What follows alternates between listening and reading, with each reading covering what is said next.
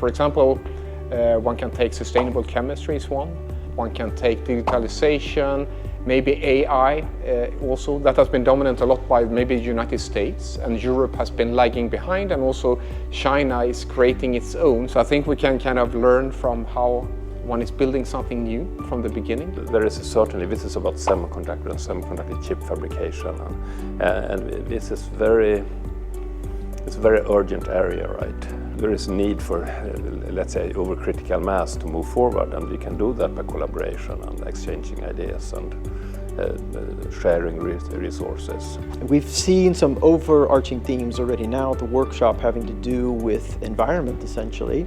So I could foresee that there could be a lot more that could be done.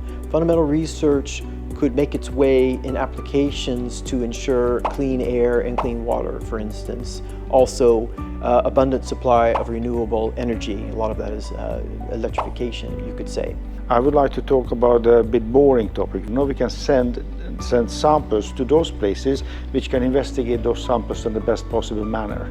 So my boring answer, and sorry for the boring answer, I will not say about sustainability and photonics. Well, I'm very much looking forward to visit the labs of the Center for Artificial Photosynthesis for Solar Fuels. There, I think they've really done an excellent job in taking chemistry into an engineering context, making devices, and are really world-leading in this context. So I can clearly see potential collaborations there.